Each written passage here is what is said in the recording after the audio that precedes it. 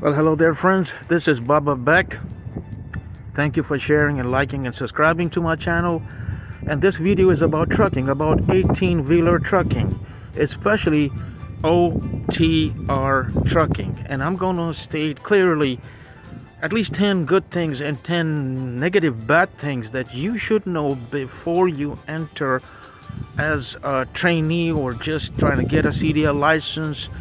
I don't know why YouTube does not clearly state these things, but in this video, after doing 230 hours OTR, again, driving an 18-wheeler all over the United States, I discovered these elements and I want to put them in a nutshell for you in this video. So please share with friends that are trying to enter CDL training, and this video is all about that.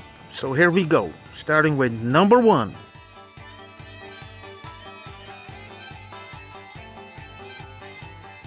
Okay, let's talk about first about these way stations. Well, there's way stations in every state line that you're going to cross. There's going to be a way station, and you have to, if there's a transponder in your truck, or your GPS is telling you to stop, there's a way station, you have to stop. And hopefully your weight distribution inside your truck on your axles is to the correct measure. That means when you picked up your load, you went to a weigh scale to make sure that the shipper loaded this truck correctly. And nobody told me that there is such a thing called weigh stations. They can also just pull you to the side in these weigh stations and do an inspection of your truck. Now it depends. These weigh stations, they're tracking information on your license. We know what kind of tickets you've had, what company you're. They're seeing it a mile ahead. They pick up that transponder, they pull up all that information for you. And they can, depending on what company and if you had previous tickets, they can inspect your truck as well. So the weigh stations, you have to pull into these weigh stations. I started out and I was freaking out that what if my transponder is not working, and I start pulling into these weigh stations, even if they, said closed or whatever. If you, as a truck driver, forget to pull into these weigh stations, well, there's going to be a trooper right behind you. Know it to be true. There's going to be a trooper right there. Has somebody done that? I heard from a trainer that there's a trainee that was driving with him and he just drove right by that weigh station. And a trooper pulled him over and he said to the trooper, when he came up to his window, said, "What do you want?" They took his license. They took his CDL license. You're talking $1,000 off the bat, and they're going to start checking this truck if you bypass these weigh stations. That's it about weigh stations.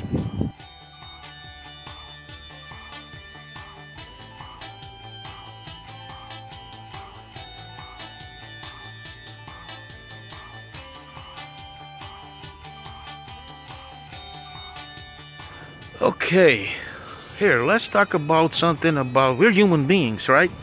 And we got nature calls, and stuff like that.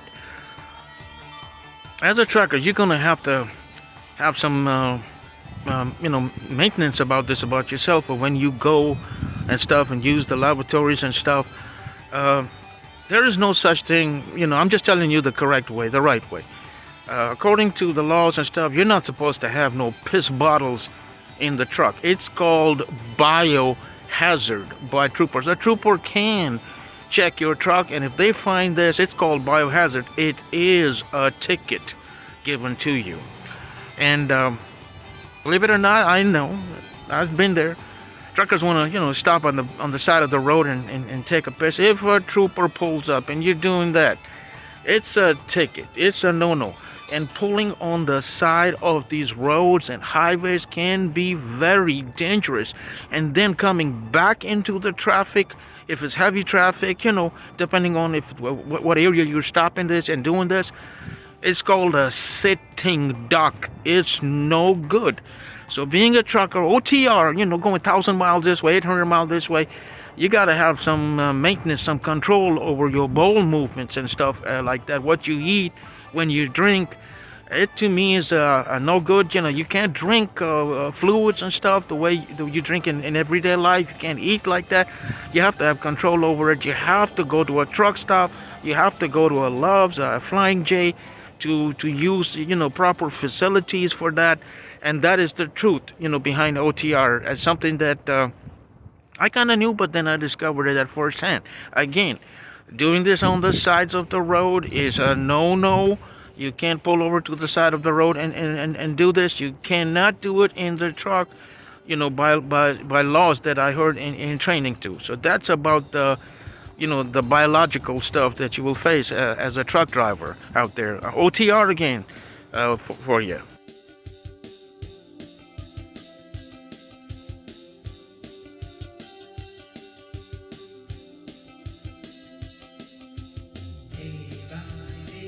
Now, for a moment, I want to talk about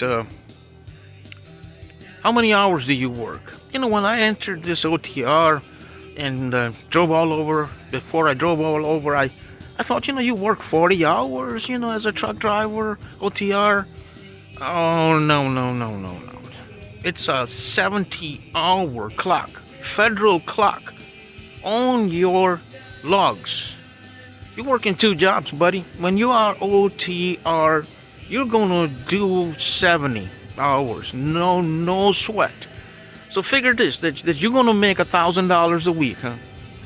Okay, but you're working 80 hours. You're working 70 hours, and you have a 8, 11, and 14. 8/11/14 hour rule. If you drive 8 hours straight, you can drive 8 hours. I drove one time 8 hours straight. I told my trainer, can I stop? Please take a break. He said, yeah, a couple of hours, you're going to come to a stop. So I ended up driving 8 hours non-stop without nothing.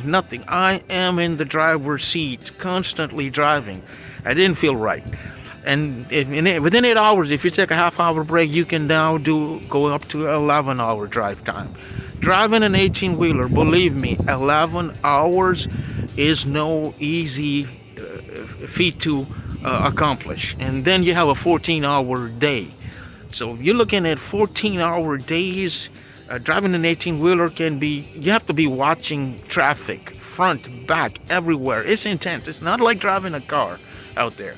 So figure this into your equation, that this job that you're taking on is really two jobs. And you may make $1,200, $1,400 a week, but it's no bed of roses. It's no easy money, OTR. And that's why these companies are just pumping up this advertising all over, to get new rookies in. And the reason that they're doing this is they don't care who stays, who leaves. They know that this guy put him in with the trainer. The trainer's going to open a road for you, get it out of the city. And there's a straight road of 300-400 miles. He's going to say, go get it, man. It's a straight road. He's going to go to sleep on you. That's what's happening. They're moving that freight twice as fast and paying literally nothing to these rookies. And I was wondering, how are these major companies out there that they're just pumping up these videos, and it's costing them probably hundreds and thousands, if not millions, to put these videos. They're making big money. They're moving that freight twice as fast, and they don't have to pay a team. They get a rookie and saying, we're going to train you. Again, trainer going to get it out of the city, say, oh look, there's a 300 miles. 300 miles is 6 hours of sleep for this trainer. He's going to just go back to sleep. When he comes up to the more congested areas and stuff, he's going to come and take over the wheel. Most of these trainers will not let you back that truck, and that's another problem that trainees are going to face. They're scared. They come up to a Love's, you're sleeping, they already backed it in.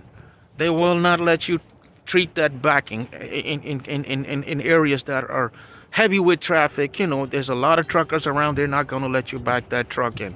Or at shippers where it's too tight, they're not going to let you train there either. So you have to learn this on your own. And a lot of these trainees that get their own truck, they burn out. They burn out not for driving sake, but they get frustrated at shipper docks that are tight to maneuver. You have to pull out to the street to back this 18-wheeler to the shipping dock. They get frustrated and they just leave. I heard it from the trainers why these guys that are strong, young, they leave because they are not letting you backing an 18 wheeler take skills. It requires real eye, hand, mind coordination, and it's not going to come by watching YouTube videos about backing.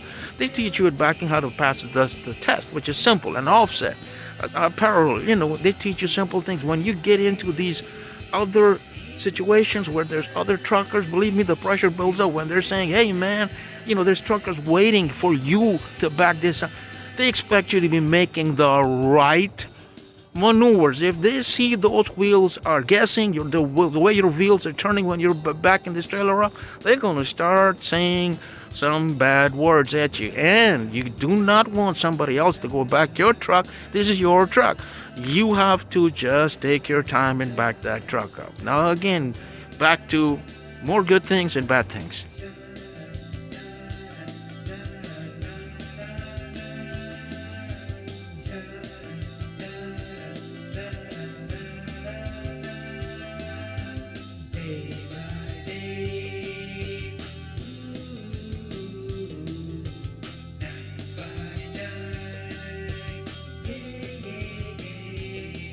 Okay.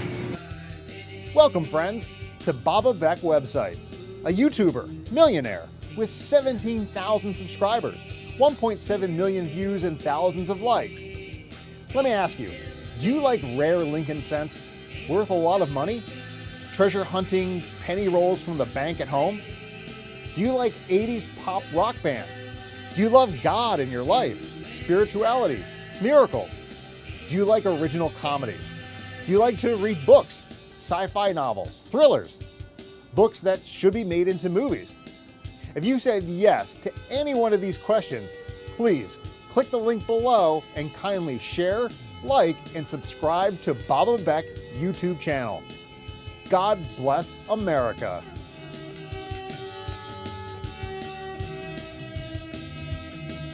For a moment, I want to talk about, you like to sleep at a certain time, you want to wake up at a certain time, you're going this OTR 18-wheeler stuff, all over the nation and stuff. That's not going to happen. That's just not going to happen. You're going to have to drive sometime in the night, sometime in the day. And that, depending on your moods and abilities of how your mind and bodies are functioning here, you can build up some fatigue. And I'm going to cover another subject.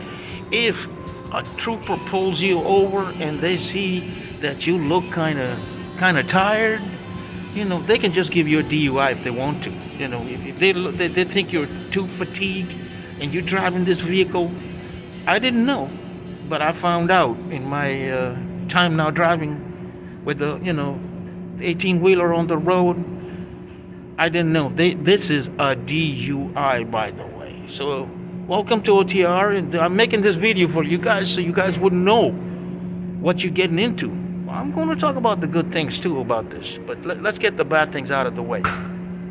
Thank you for sharing, liking, and subscribing to my channel. My channel is not about one thing. I'm a treasure hunter. I own $1 million pennies, $3 million pennies, $100,000 pennies, and videos up there. I'm a science fiction writer. I'm a musician, a singer, a composer, a one-man band with 17 high-definition music videos. I sang and played all instruments, all original, pop rock, rock and roll for you. I'm a comedian. I tell a few jokes. I'm a man of God. There's God videos here on my channel too. So please share, like, and subscribe. And more to come.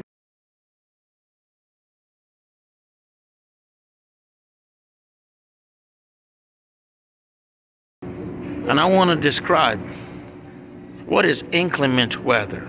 Heavy snow, ice, sleet, rain. What I saw when I was driving is heavy winds in Arizona, New Mexico area.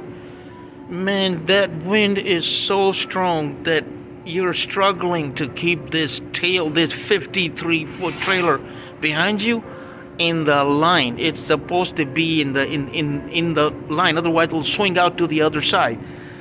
So inclement weather conditions, heavy rain, heavy wind, snow, and heavy One time I'm driving, my first time, one of my first, like my second day on the 18-wheeler, we're in Arizona, headed towards California, and the sun comes up, and it's right in my face like a ball of fire. It blocked my vision to the point where I am struggling to even see this road. I didn't have no sunglasses on. I didn't know. Till I had to tell the trainer, man, I can't even see the road. It looks like a damn river. It's like a river flowing in front of me. That's how heavy that sun was right on that road. It's I've never seen anything like it in my life before. This star, when we see it in the city, it's totally different. It's hidden behind buildings, behind trees. But when you're in the desert on a straight road, it can be gruesome, believe me. So again, inclement weather conditions. I had to get a pair of sunglasses, special ones, and I had to deal with it, and I did. The rest of the times that I saw the sun come up.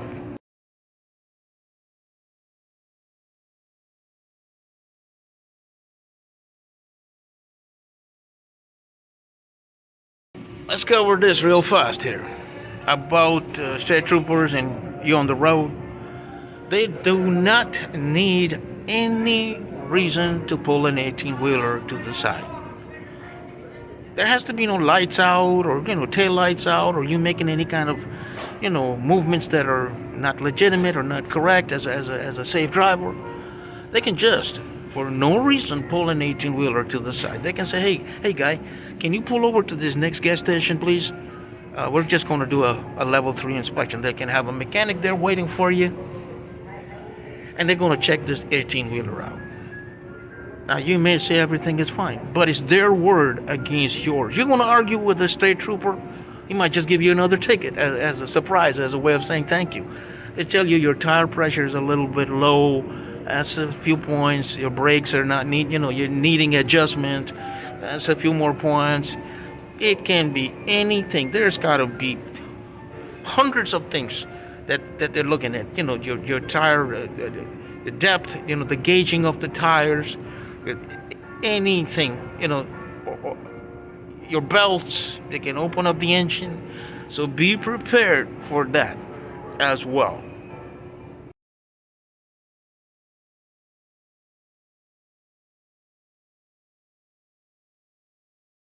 And now to cover something called security of your freight. Friends, I just want to tell you something about when you go and pick up this freight. You think nobody's watching you? They know the people on the road, where the good freight is, where the expensive freight is. And you gotta go with this freight and park it at a Love's and sleep over there.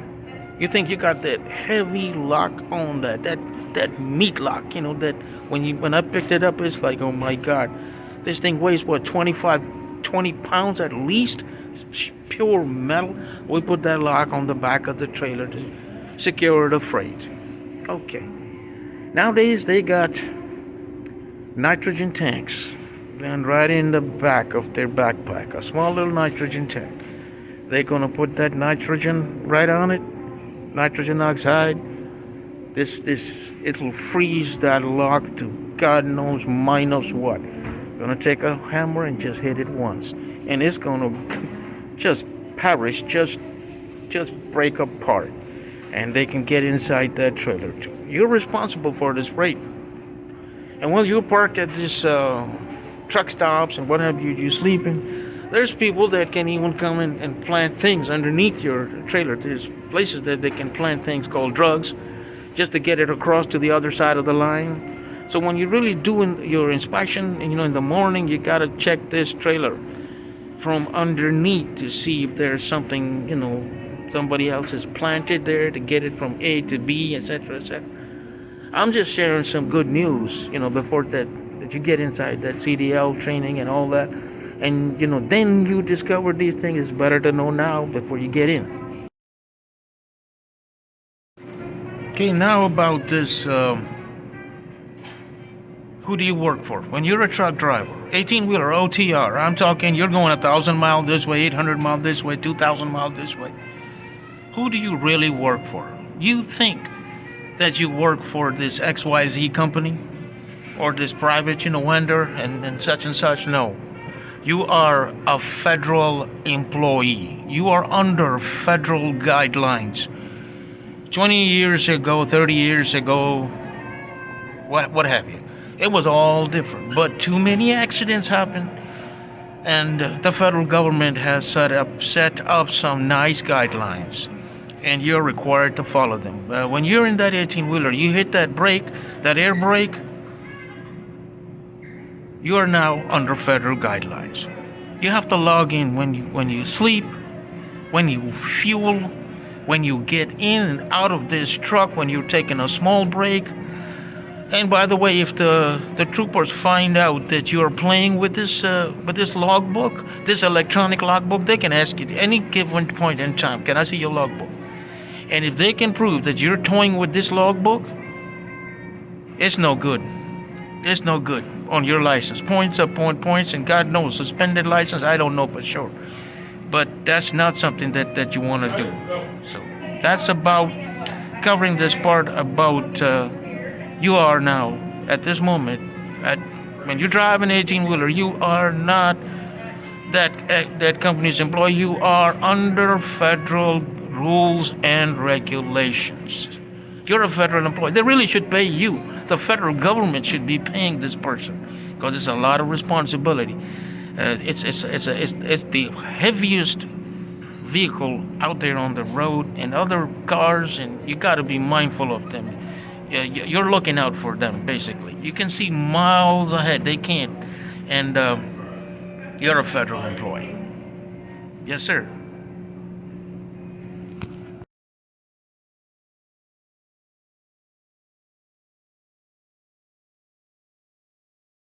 Okay. About this dispatch part. I'm talking big companies. I'm talking big companies here. I'm not talking about small companies. I'm talking 1,000 trucks and up. 800 trucks and up. You say the word no to a dispatch, and you don't have no legitimate reason. You just don't like that freight. You don't want to go this direction, etc., etc., etc. They got two lists. This is the good people, and this is the bad people. And they're going to start to move you over to the other side of the list. These are the good people that always say yes to me, and these are the people that say no to me. And they're going to start giving you a load that goes, say, 1,000 miles, and they're going to give you a week. Yeah, a week to go deliver this 1,000 miles that takes a driver no less than a couple of days. They're going to start giving you a week. You see what I'm talking about? You see where I'm headed with this, right? Yeah, that's another thing about this OTR thing is the dispatcher sides. They make money when you go deliver this load. They don't care you're tired. They don't care about the weather. They don't care about your mechanical breakdowns, that you had a tire puncture that you're trying to fix. And the pressure is there. You see where I'm going with this? Now you've got yourself. You've got federal guidelines that tell you what you should do, or, and you've got a company guideline that they have their own set of measures. So you're caught between these three different elements, and you got to decide how to be a safe driver as well. The safety of yourself, the people on the road, matters first, and you got to fight this out. So that's another element I want to share with you. Okay, here, let's talk about something about, we're human beings, right? And we got nature calls, and stuff like that. As a trucker, you're going to have some maintenance about this about yourself, or when you go and stuff and use the lavatories and stuff. There is no such thing, I'm just telling you the correct way, the right way. According to the laws and stuff, you're not supposed to have no piss bottles in the truck. It's called biohazard by troopers. A trooper can check your truck, and if they find this, it's called biohazard. It is a ticket given to you. And Believe it or not, I know. I've been there. Truckers want to, stop on the side of the road and take a piss. If a trooper pulls up and you're doing that, it's a ticket. It's a no-no. And pulling on the side of these roads and highways can be very dangerous. And then coming back into the traffic, if it's heavy traffic, depending on what area you're stopping this and doing this, it's called a sitting duck. It's no good. So being a trucker, OTR, going 1,000 miles this way, 800 miles this way, you got to have some maintenance, some control over your bowel movements and stuff like that. What you eat, when you drink, it to me is a no good. You can't drink fluids and stuff the way you drink in everyday life. You can't eat like that. You have to have control over it. You have to go to a truck stop. You have to go to a Love's, a Flying J, to use proper facilities for that. And that is the truth behind OTR, as something that I kind of knew, but then I discovered it at firsthand. Again, doing this on the sides of the road is a no. You can't pull over to the side of the road and do this. You cannot do it in the truck, by laws that I heard in training too. So that's about the biological stuff that you will face as a truck driver out there. OTR again for you.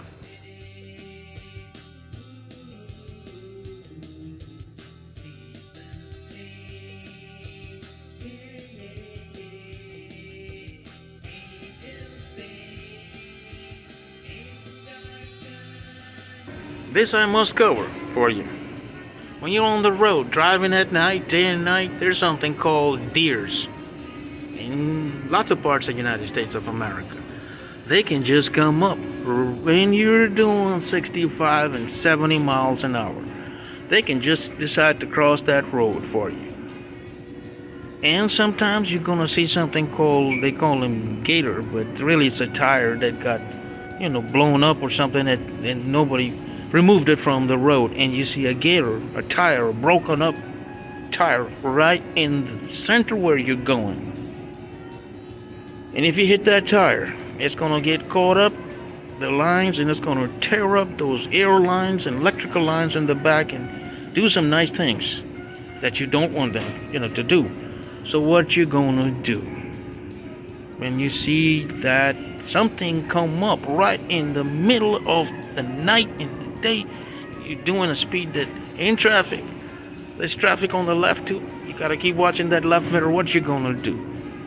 Now, according to some companies, what they say is that go ahead, hit it dead on. We don't care about the truck, because what's going to happen is this, that something with that kind of weight, your truck is just going to tear this thing up. This 18-wheeler it's got a metal guard there. It might do some damage to the, fender and etc. But you're going to be all right. Chances are 95% of the time you're going to. But if you veer off at that speed, you're going to make a sudden movement in an 18-wheeler. Jerk that thing. Chances are it's going to be a no good result. That trailer can just go overboard. It can just go, the whole truck can go out of control. So you don't want to make any kind of sudden movements. You want to go ahead and hit that thing on dead on, man. The safe way.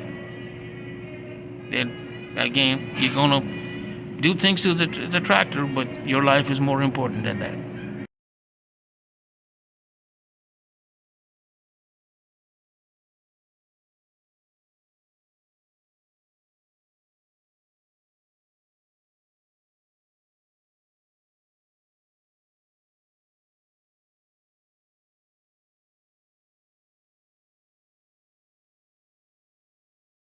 And not to mention, not the least, is something called trainers.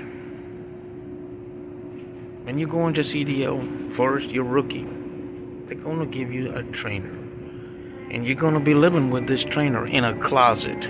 That's about the size of the space that there is and behind that 18-wheeler. Top bunk, bottom bunk. Hopefully, pray to God that you get a good trainer. I had 4 trainers. Two of the trainers, I had to leave the truck myself, not them, my accord, to ask them that please stop the truck, and I had to get off the truck because of things that they were doing. They are not thinking about you. They could be smoking in the truck with the windows up. They can adjust the air the way they want to and not think about you. They can play music in the truck while you're trying to sleep. While you're trying to sleep, they can put on that big high definition TV. There's things that you want to discuss with your trainer to be before you get in that truck with them. Strong advice that to clarify things, on the phone or before you put your luggage and stuff in that truck. That will you teach me these things and clarify backing and things like that. Again, there's good people and there's people that may not coincide with you.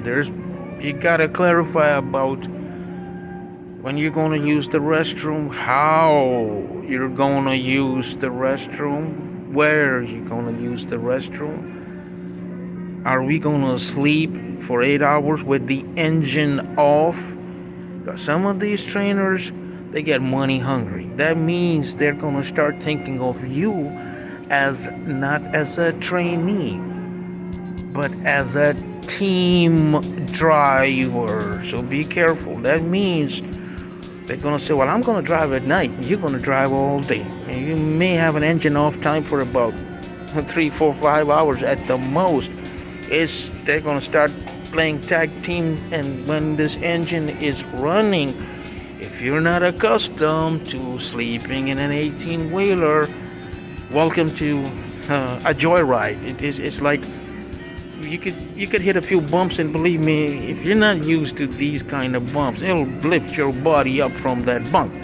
Talking about bunks, by law, you may be on the top bunk, but when the truck is rolling, you can't sleep on the top bunk. That means you're gonna have to come down from that bunk into your trainer's bunk.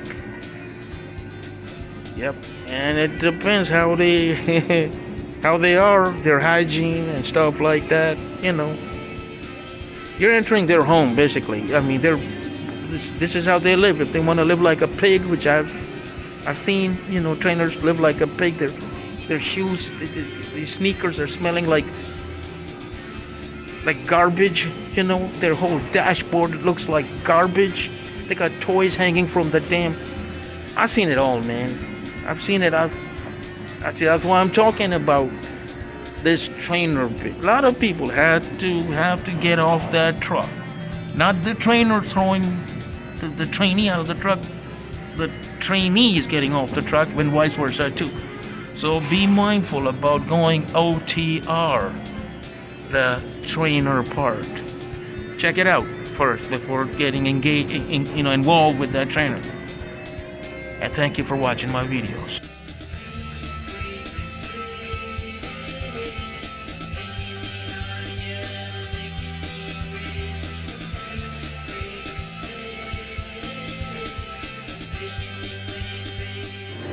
Okay, let's talk about the good things for a moment.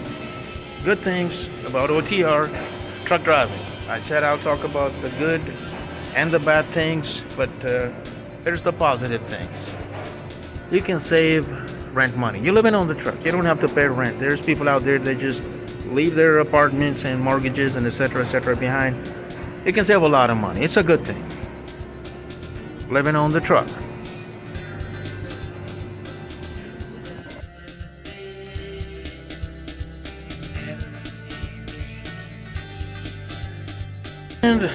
And another good thing for you about OTR truck driving.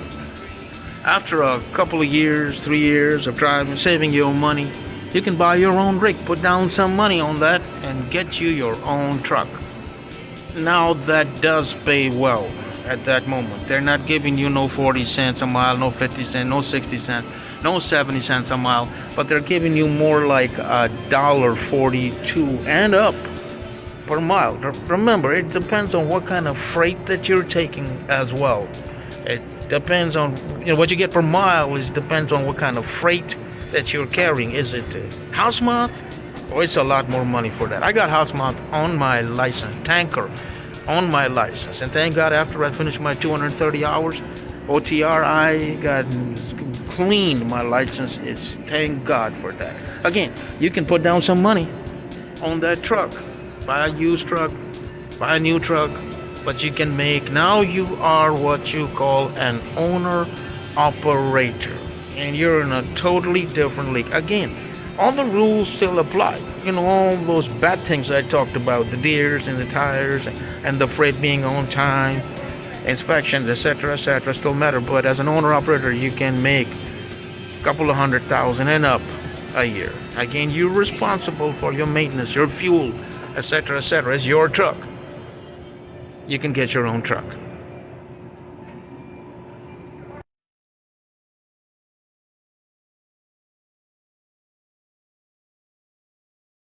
And yes, more good things for you. You get to see beautiful sunrises, beautiful sunsets, countrysides, and meet new people, and eat, different kinds of foods that you never saw before, restaurants and things like that on the road. Can be a bit expensive, but yes, this is the good part.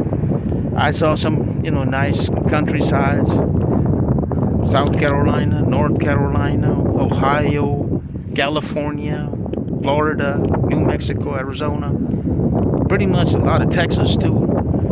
So you do get to see that as well. But mind you, you are not in some kind of vacation.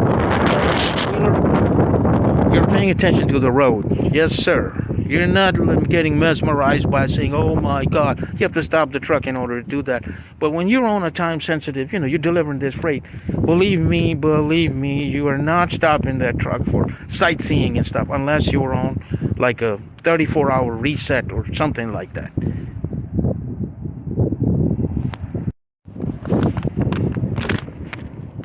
Money and freight. As an owner operator, money and freight. There's a truck driver I met while in training. He's been doing it for 24, 40 years, something like that. And he told us as we're standing there's a group of students there. He said, in one load, in one shipment that he picked up, guys, he made $160,000 in one trip. He had to have hazmat on it. He picked up some military ammunition and delivered it to 3 different bases.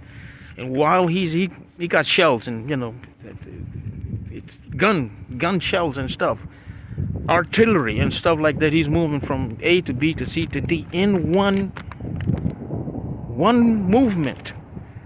$160,000 as a CDL Class A license. He's got to have hazmat on. While he's driving, he got MPs on both sides, front and back. So you can make money. It depends how you use your CDL Class A license. There is a bright side. That's some big money. That means in a day and a half, 2 days, this guy made $160,000.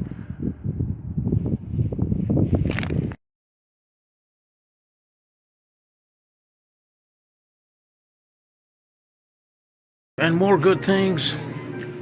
You could start your own YouTube channel as a trucker. That's a good thing. It's a positive thing. God knows you may have 1 million subscribers someday.